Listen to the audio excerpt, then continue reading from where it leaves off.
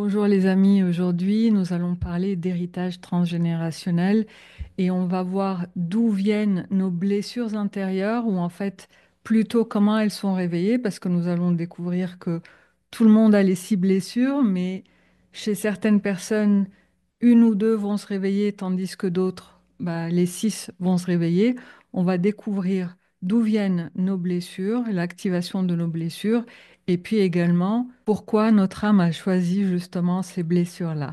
Allez, c'est parti, on y va tout de suite.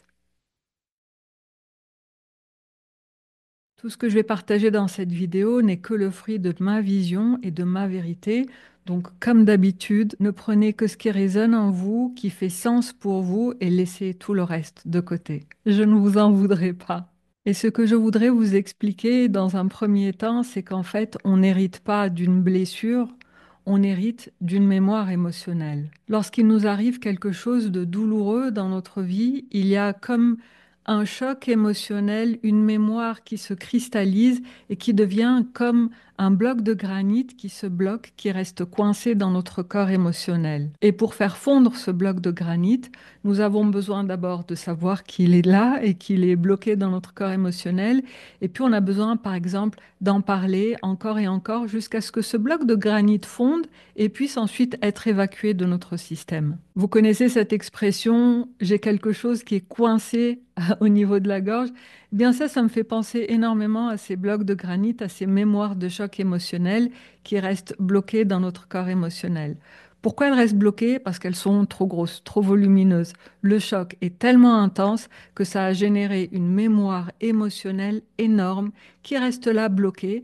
Et du coup, à chaque fois que quelqu'un vient appuyer sur cette blessure, ça va réactiver la douleur. Et un ancêtre qui a cette mémoire émotionnelle bloquée dans son corps émotionnel va transmettre cette mémoire-là à ses enfants. Et si les enfants n'ont pas non plus évacué cette mémoire de choc émotionnel, elle sera transmise à la génération d'après et ainsi de suite. Et c'est comme ça qu'on peut hériter de mémoires de choc émotionnel de nos ancêtres. Mais pas tous les chocs émotionnels vont réveiller une blessure. Parfois, il y a des sauts de génération et donc même si notre parent n'a pas la même blessure, eh bien parfois, nous allons l'hériter et en fait, on va hériter une mémoire de choc émotionnel qui va activer, réveiller une blessure. En fait, c'est comme s'il fallait les deux conditions en même temps. C'est comme si, je vais faire un parallèle, c'est comme si notre grand-mère avait les yeux bleus et puis notre père a les yeux marrons et puis nous, on a les yeux bleus. Et en fait, les yeux bleus ont sauté une génération, mais ça ne veut pas dire qu'ils n'étaient pas là chez mon père, ça veut tout simplement dire que ça ne s'est pas activé, ça ne s'est pas réveillé. Donc une mémoire peut passer d'une génération à l'autre sans se réveiller, et puis à une certaine génération, mais ça va réveiller la blessure. Et c'est comme ça qu'on peut parler d'hériter les blessures transgénérationnelles. Réellement, on n'hérite pas de blessures parce que dans ma vision, toutes les blessures sont là, sauf qu'elles sont en veille et qu'elles ne sont pas toujours actives dans notre vie. Et donc, on hérite d'une mémoire, et puis cette mémoire, elle peut ou pas réveiller une blessure. Et selon la mémoire qui a été héritée, une blessure va se réveiller. Par exemple, si j'hérite d'une mémoire de peur de rejet ou si j'hérite d'une mémoire de rejet réel, si j'hérite par exemple une mémoire d'une injustice au niveau d'un héritage, donc comme si quelqu'un avait été exclu d'un héritage, si j'hérite la peur d'une incertitude, la mémoire d'une peur d'incertitude ou d'une peur de la mort, eh bien, si j'hérite ça, probablement ma blessure de rejet sera réveillée. Ce n'est pas évident, ce n'est pas à 100% sûr, mais il est possible que la blessure de rejet s'active. Et je peux hériter aussi d'une mémoire de peur de l'abandon ou une mémoire d'un abandon réel, ou bien d'une peur de la trahison, parce que la peur de la trahison, on est encore dans une peur en lien avec la blessure d'abandon.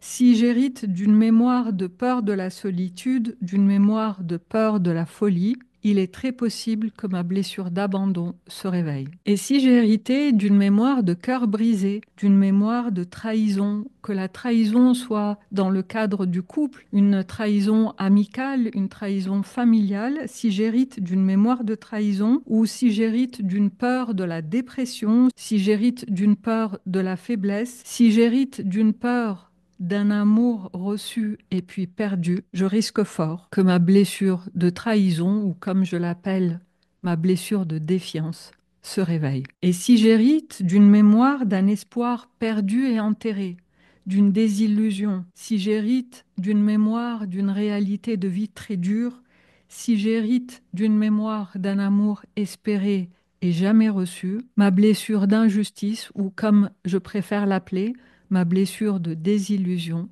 peut s'activer. Et si j'hérite d'une mémoire de privation de liberté, si j'hérite d'une mémoire d'une soumission, d'un mariage forcé, si j'hérite la mémoire d'une famine, donc d'une privation de nourriture, eh bien je risque de voir ma blessure d'humiliation se réveiller. Et si j'hérite d'une mémoire d'un danger de mort d'être soi, d'être soi-même authentique, d'être fidèle à son cœur, si j'hérite une mémoire d'opacité forcée pour la survie, je risque de voir ma blessure d'invisibilité se réveiller. Et au sujet de la blessure d'invisibilité, c'est une blessure que j'ai découverte il y a quelques années chez moi et chez énormément de personnes que j'accompagne, notamment chez les coachs, chez les thérapeutes.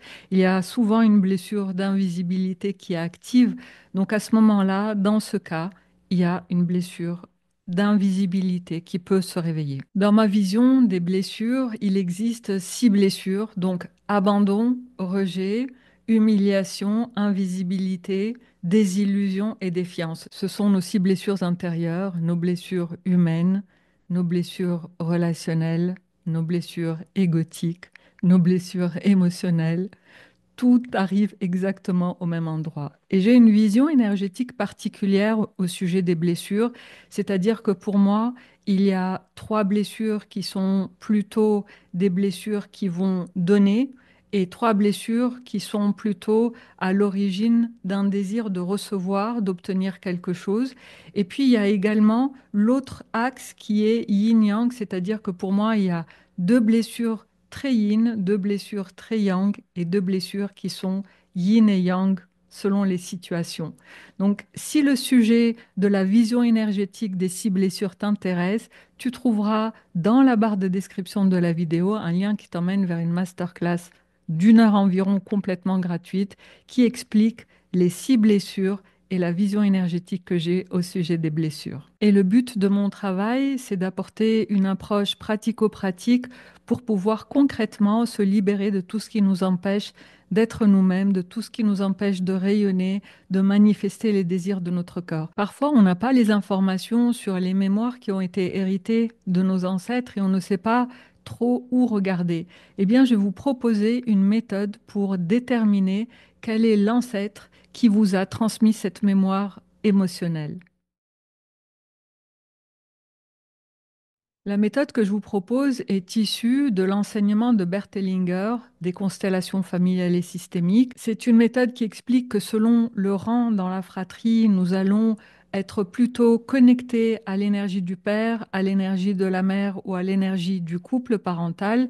Eh bien, j'ai également observé que selon le rang dans la fratrie, nous allons hériter ces mémoires de choc émotionnel de notre lignée paternelle, maternelle ou bien de toutes les mémoires des couples des 2 lignées. Donc si tu es l'aîné de la fratrie, tu es connecté à l'énergie du père, tu es également probablement quelqu'un d'autoritaire ou un leader ou une leader, ou bien tu es une personne qu'on va consulter à chaque fois qu'il y a une décision importante dans la famille. Donc cette place d'aîné dans la fratrie te connecte à l'énergie paternelle et c'est très probablement de la lignée paternelle que tu vas avoir les héritages de ces mémoires de choc émotionnel. Et si tu es deuxième dans une fratrie, tu vas être connecté à l'énergie de la mère et tu vas également probablement recevoir en héritage les mémoires de choc émotionnel de la lignée maternelle. Et quand tu es troisième dans la fratrie, tu vas être connecté à l'énergie du couple parental, mais également à l'énergie de tous les couples des 2 lignées en fait. Donc il faut aller regarder quels sont les chocs qui ont été vécus au niveau d'un couple. Voilà, c'est à cet endroit-là qu'il serait bon d'aller regarder. Et si tu es quatrième, eh bien, comme le premier ou la première, tu vas être connecté à la lignée paternelle, cinquième à la lignée maternelle, sixième à l'énergie du couple parental et des couples des deux lignées, etc. Donc septième lignée paternelle, huitième lignée maternelle, neuvième les couples et ainsi de suite, chaque cycle de trois. Alors pour être sûr de bien déterminer la place dans la fratrie, il faut absolument tenir compte de toutes les grossesses de la maman, c'est-à-dire les jumeaux perdus, les fausses couches, les interruptions volontaires de grossesse et toutes les grossesses doivent être comptabilisées.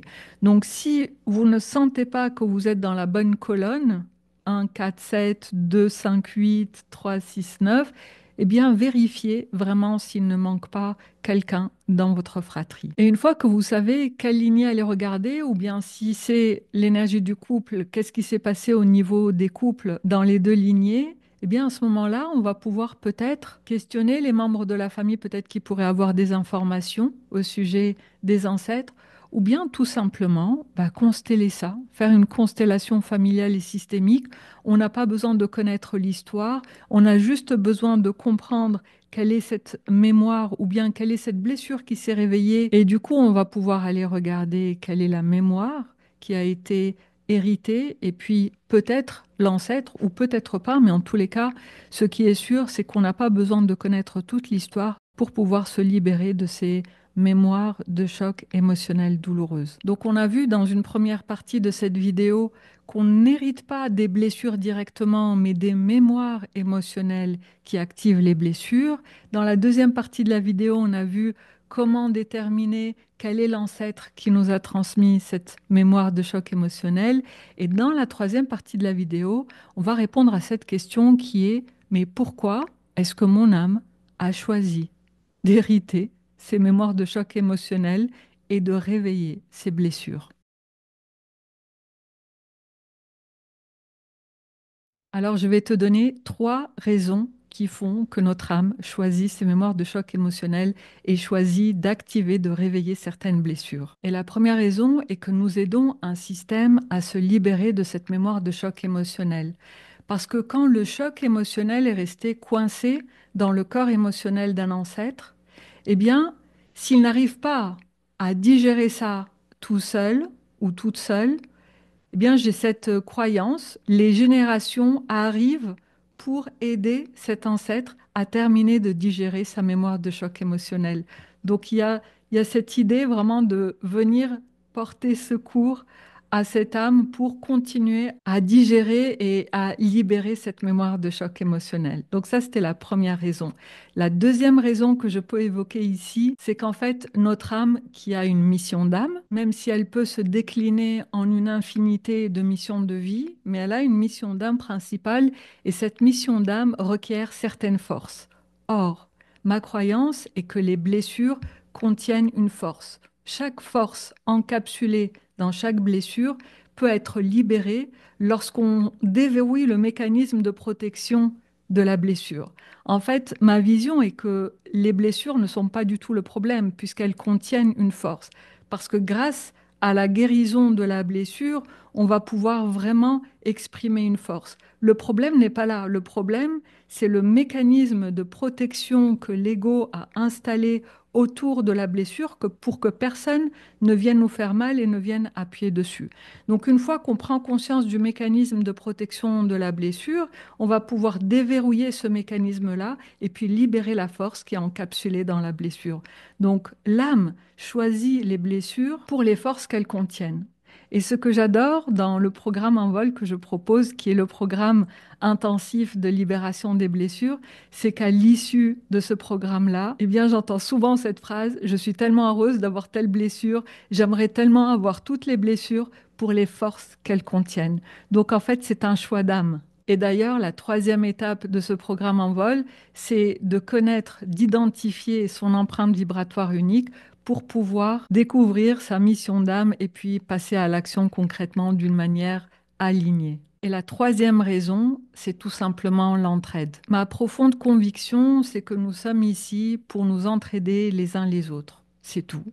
Donc en fait, l'idée, c'est pas qu'il y ait une réciprocité forcément. On peut très bien aider quelqu'un et puis être aidé par quelqu'un d'autre, mais en fait, pour moi, vraiment, le propre de la vie, c'est l'entraide. Et on a besoin des blessures parce que sans blessure, il n'y a pas de relation. Sans blessure, on serait tous des Robinson Crusoe sur notre île et heureux de l'être. Je sais que parfois, des blessures qui sont actives, eh bien, c'est très très douloureux à vivre. Et je sais qu'il y a certaines blessures qui sont plus douloureuses que d'autres. Et si c'est ton cas, si tu es en train de vivre une blessure active très très forte et douloureuse, je suis vraiment de tout cœur avec toi et je t'envoie toute ma meilleure énergie. Et parfois, c'est même culpabilisant quand on a le sentiment qu'on a fait quelque chose qui ne fonctionne pas, que c'est de notre faute. C'est encore plus culpabilisant et encore plus douloureux. Mais alors ici, qu'est-ce qu'on peut faire? Eh bien, on peut tout simplement mettre notre libre arbitre au service de notre cheminement de guérison. C'est tout ce qu'on peut faire. Faire de notre mieux avec ce qui est, avec ce qu'on ressent et avec ce qu'on a. Et c'est mon métier, celui de t'aider à te libérer de tout ce qui t'empêche d'être toi-même, à te libérer des mécanismes de protection de tes blessures pour pouvoir accéder aux forces de tes blessures, oser être toi-même la version la plus libre, la plus authentique et la plus alignée. Car souviens-toi, tout ce que ton cœur désire est possible. Plus encore, tout ce que ton cœur désire t'appelle et t'attend sur cette autre ligne de vie. Je te remercie du fond du cœur d'être arrivé jusqu'au bout et je te dis à très bientôt pour une nouvelle vidéo.